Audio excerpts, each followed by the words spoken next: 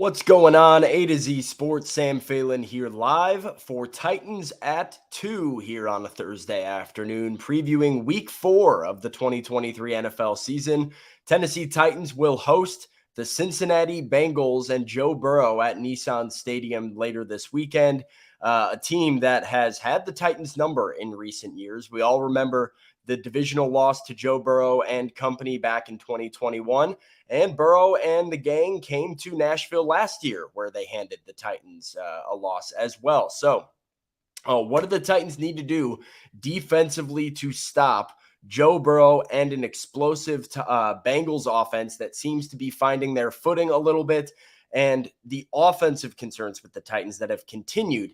Is there a chance we see some improvement going up against Trey Hendrickson and a very good Bengals front four on Sunday afternoon? Before we dive into everything and get to some comments from Titans players and coaches, I want to remind everybody out there watching that today's show and all Titans at 2 shows are powered by Doubird Pizza and Rotisserie, where you're sure to find flavor. Love our partners at Doubird here at A to Z Sports. They're located out in Green Hills with a crave-worthy menu and an unexpected yet perfect flavor duo of pizza and rotisserie. So next time you're looking for a good meal, maybe come out to Green Hills, go check out Doubird. I promise they will not disappoint. Doubird Pizza and Rotisserie, where you're sure to find flavor. But let's talk about the Titans defense. And you see him down there on your graphic. Christian Fulton, a big focal point for me for the Titans defense today. Would really just like to see improvement from Christian Fulton. I know there's a lot of early concerns about Christian Fulton. Jacob Ray in the chat already says he's not feeling too good about this game.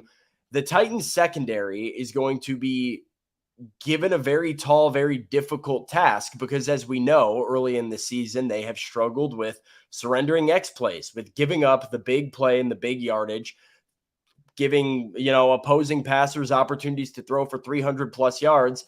And you deal with what defensive coordinator Shane Bowen called today the most dynamic skill group they have faced so far this season. That's more dynamic than the Chargers, more dynamic than the Browns. When you have to deal with Jamar Chase, Tyler Boyd, T. Higgins, Joe Mixon, and that's just like the beginning of what you have to deal with this Bengals offense. You have to be on your P's and Q's. So specifically with Christian Fulton, head coach Mike Vrabel spoke yesterday about what his message is for a guy in Fulton's position.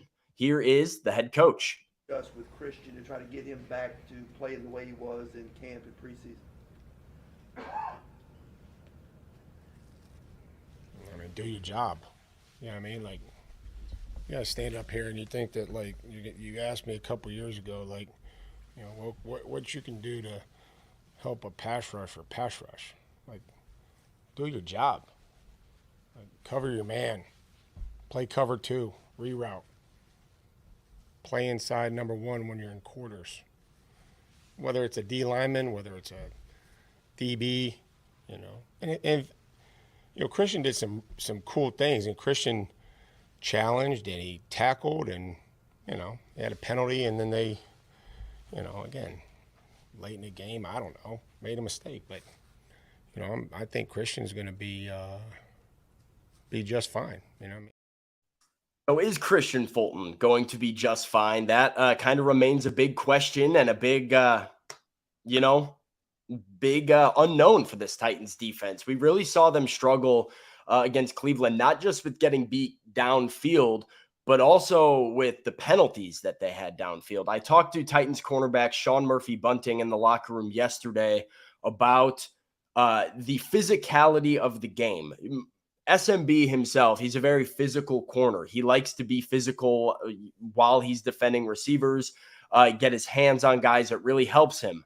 But when you're facing an officiating crew that calls things a little bit more ticky-tack, you kind of have to adjust the way that you play.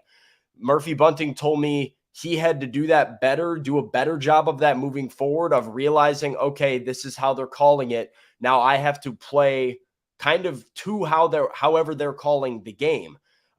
Shane Bowen said today when I asked him that the Titans do in fact have a scouting report with Mike Vrabel and stretch every single week that they look at the opposing officials and see, or just the officiating crew, and they see, what do they like to call? Do they like to call, a physical game? Do they like to call a bit of a softer game? How do we have to play in the secondary to play within the rules of that officiating crew?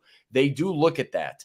Shane Bowen also told me that's more difficult to do earlier in the season because some of these crews are new combinations of guys, and you haven't gotten a feel for what they like to do yet. So I followed up, and Shane Bowen was asked, well, how can you guys prevent getting beat over the top? Because that has been a continuous problem, whether it's a busted coverage or just getting burned like Christian Fulton did by Amari Cooper. You cannot give Jamar Chase, Tyler Boyd, T. Higgins, those guys I just listed, room to run and make big plays. What does the Titans defense need to do? Here's the DC. We have to correct this. Yeah, I would say probably, if I had to put a percent, I would say 50-50, you know. I mean, I don't think there's been a lot of busts, so to speak. There's been a couple, don't get me wrong. There's been a couple busts, but I think some of those we've been beat one-on-one at times, right, down the field, and then other times we're close enough and they make a play, right? Which that's the definition of 50-50 ball. We got to make sure it's more 50-50 than what it's been right now. So Go ahead. So with the pass defense in general, then, is that, knowing they're going to make some plays here, what do you have to do to make it so they're not throwing for 300 yards? I think our guys, we got to make sure we're playing with better technique and fundamentals. I think that's where we're not where we need to be right now. Like, whether we're in man, whether we're in zone, whether we're in a match coverage, like, we got to understand what coverage we're playing, and each coverage has a specific technique depending on where you're aligned, where you're at, and the fundamentals really carry on throughout, whether you end up in man or zone.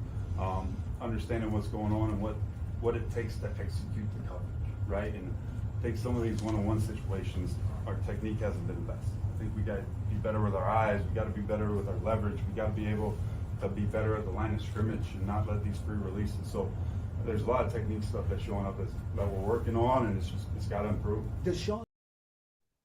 So there's Shane Bowen talking about it. And Pistol Grip says, we got to play too high man to help Fulton. I don't know if they need to. They just, like, Mike Vrabel did say it best. You need to do your job. Like, you need to be technically and fundamentally sound. The Titans haven't been. Christian Fulton has not been. And Shane Bowen added that with Christian, like, being on the practice field and being out there regularly, keep in mind he missed some time with that hamstring injury that he suffered in the first game. So he missed some practice. Having more practice time, Shane Bowen thinks, will help Christian Fulton.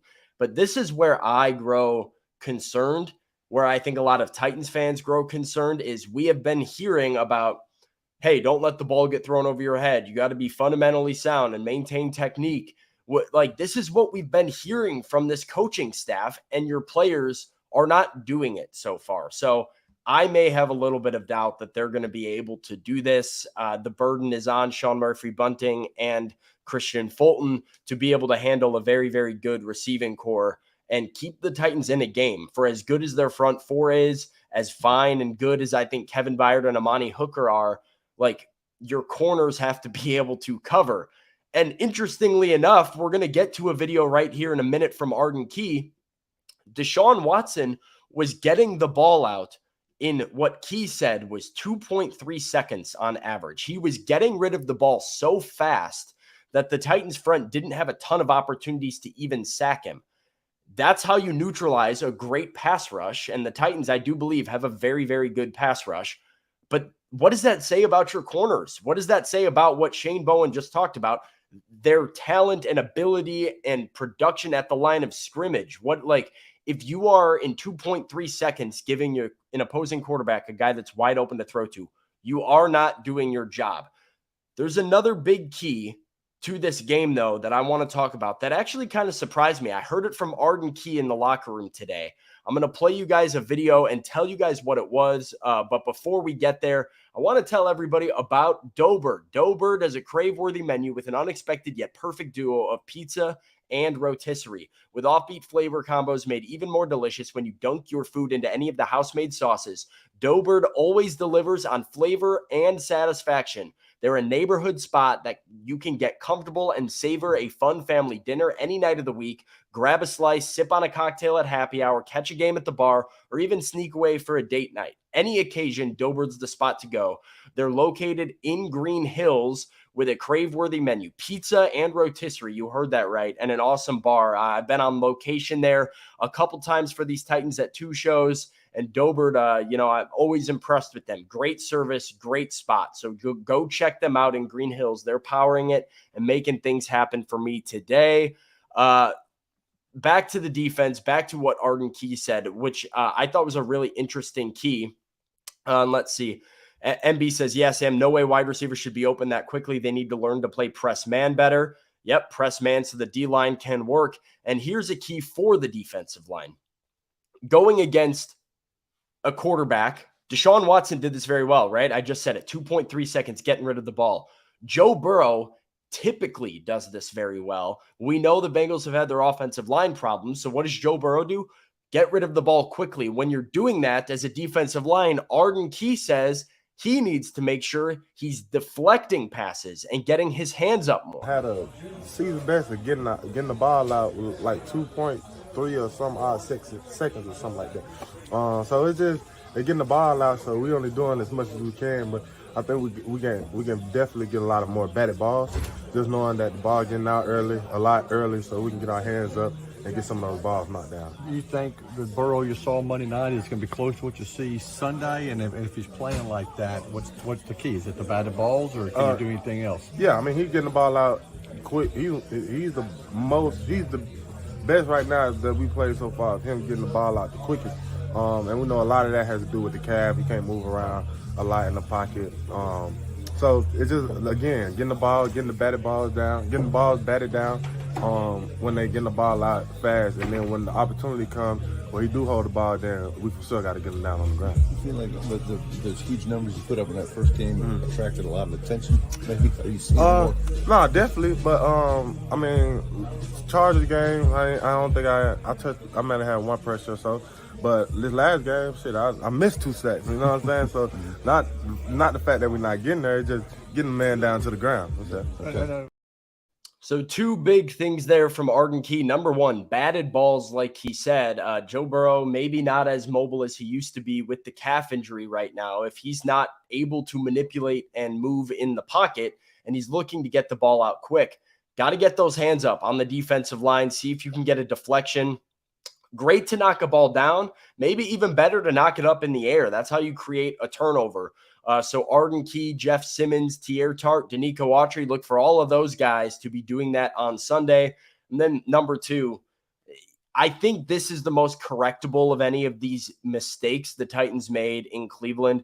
But when you have an opportunity to sack the quarterback, you have to get him on the ground. Big Jeff missed a sack. I think Arden missed 1. He said 2 opportunities for a sack in that game. We know and have talked at length on the Titans' offensive side of the ball at how a sack can kill a drive. The same thing goes for a defense when you're trying to get off the field. Getting a sack helps the defense get off the field exponentially. So a couple times, even on that opening drive, that the Browns went down and got points after Jeff and Arden both failed to bring Deshaun Watson down with a sack when they had an opportunity to. So got to do that with Joe Burrow as well. Make sure you get after him. If you get your hands on him, bring him down and put your hands up to get some batted balls. That's the 2 defensive keys for the defense for me. Moving over to the offense, I find it it's almost beating a dead horse with the offense at this point, because I think we know what a lot of the issues are. The main concern is the offensive line and maybe a second position group that's been super underwhelming in my opinion, and the Titans coaching staff has kind of called for more consistency from. And, oh, by the way, you might be seeing a position change come at one of these offensive positions in order to kind of fix some of the problems. I'll tell you what Mike Vrabel said about that. But before I do it, want to tell everybody about Dobert. Dobert out in Green Hills. They have a great happy hour. Monday through Friday, 3 p.m. to 6 p.m. You can get deals starting at $5 with half-price bottles of wine all day on Tuesdays, and a Bottle and Bird special that features a bottle of wine, a whole rotisserie chicken, and 2 sides for $40 when you dine in. They grab a seat at the bar while sipping on inventive craft cocktails made with fresh juices. Or if takeout is more your style, grab the family on the fly takeout bundle and feed the entire family. Dobert is the go-to spot in Green Hills for whatever the occasion, whatever the need, whatever the demographic of your household. Dobert has something to offer you. So Dobert Pizza and Rotisserie, where you're sure to find flavor in Green Hills. They're making it happen today. Go check them out. I promise you won't regret it. I mentioned the offense and a position change that might be coming. It's because Mike Vrabel said earlier this week he has been looking for more consistency from the tight ends, and Jay was on it, Wesco to Chip. But here's the thing. It might not be Trevon Wesco. Both Wesco and Chig and Josh Wiley, as Pistol Grip points out, they haven't been very active. The blocks are too inconsistent. Tim Kelly talked about it today about, scheming up his offense. And he's like, the problem is the consistency, both on the offensive line and from the tight ends, where he'll run a play, see it happen one time and be like, okay, nice. That was well blocked. We can go back to something that looks like that. And the second time they run it, it's not well blocked. It gets blown up. And it's because right now your left tackle is a liability, and the chip help that you're giving to that left tackle has been inconsistent and not very good. So what change might be made? We might be seeing Thomas Odukoya on the Titans active roster, whether that be getting signed to the active roster, getting elevated from the practice squad. Keep in mind, this is somebody who Chig called the strongest dude on the team. Odukoya is a block first tight end. That's what he does. He's very physical and looking for more production from the tight end spot and better blocking. Mike Vrabel said it is a possibility and something to consider that Thomas Odukoya could be coming up very soon. Obviously, the way the Titans offense has performed early on in this season has been a liability. And according to Ryan Tannehill, has changed what they've been able to call. Very interesting stuff from the Titans quarterback yesterday about saying, hey, long developing route concepts, those are out the window given how our O-line has played. A lot of the pressure that opposing teams been able to get, how much does that impact what you're able to do as far as expanding the playbook? Oh, it makes it tough. If you're having trouble getting quick passes off, then it makes you have second thoughts about calling your longer developing stuff and getting the ball down the field. So definitely want to do a better job of protecting ourselves and being able to really expand things and get the ball spread across the field. But in order to do that, you got to have a little bit of time to make it happen. What gives you the confidence that your offensive? All the different things they can throw at us, whether it's pressures, fronts, different coverages. They do a lot, so we have to be ready. With their front, what gives you the confidence that your offensive line will be able to give you the opportunity to do your job on Sunday? I have to go out there and believe they're going to make it happen. I think that's what we all have to expect of each other is that you got to trust the guy beside you, in front of you, behind you to do their job and in order for you to do your job. So we'll work this week in practice. We'll build that confidence throughout the week in practice and carry it into Sunday.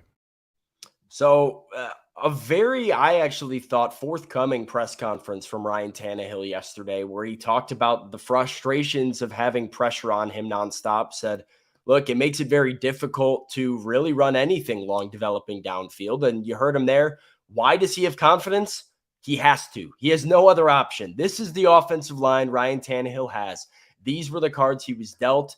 And so moving forward, at least until Peter Skoronski comes back, as JR says, this is the group. I see Jay also saying Justin Murray might need a shot at left tackle. Somebody saying bench Andre Dillard. And I get the frustration. I think giving somebody else a look out there might be good when Peter Skoronski comes back. But it won't be Justin Murray, and it won't be somebody before you have your left guard back. Right now, Andre Dillard's the left tackle.